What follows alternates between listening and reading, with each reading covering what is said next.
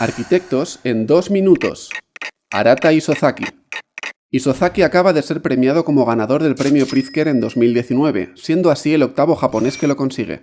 ¿Qué destaca de la obra de este arquitecto? Empecemos desde el principio. Isozaki nació en 1931 en Oita, una pequeña ciudad de Japón.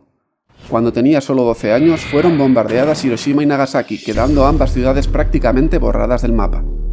Su primera experiencia fue la ausencia de arquitectura, y ahí es cuando decidió que su futuro estaba ligado a construir un mundo mejor. Pero primero necesitaba viajar por todo el planeta para entender lo que se estaba edificando en cada lugar. Comenzó sus estudios de arquitectura bajo la enseñanza de Kenzo Tange, con el que trabajó 9 años al acabar la carrera antes de fundar su propio estudio en 1963.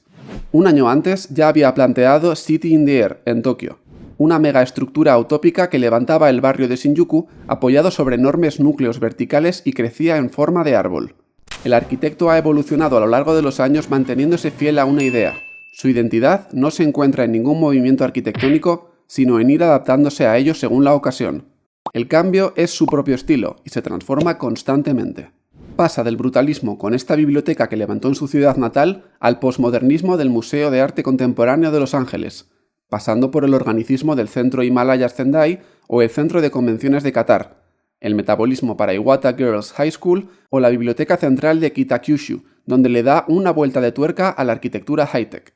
Isozaki trabajó siempre con el concepto de Ma, entre sonido y sonido hay silencios, y pasa lo mismo con los espacios. Si el espacio es importante, el espacio intermedio lo es más todavía, que viene a significar algo así como I love pasillos. Una de sus mayores prioridades a la hora de pensar sus edificios fue imaginar cómo iban a ser construidos.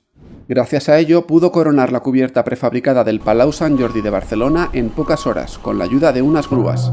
En 2011, junto al artista Anish Kapoor, desarrolló la estructura inflable y transportable Ark Nova, con capacidad para albergar en su interior a 500 personas y que recorrió las regiones más afectadas por el terremoto que sufrió Japón ese mismo año.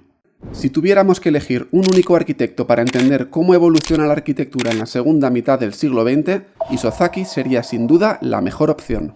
De su lápiz han salido edificios dispares capaces de responder a diferentes escalas y tipologías, y todos ellos muy instagrameables, hay que decirlo. En definitiva, un arquitecto capaz de unir Oriente y Occidente gracias a su entendimiento de ambos mundos, sin miedo a evolucionar y probar nuevas ideas. ¿Qué otros arquitectos o viviendas te gustaría conocer en 2 minutos? Deja tu propuesta en los comentarios y nos vemos en el próximo capítulo.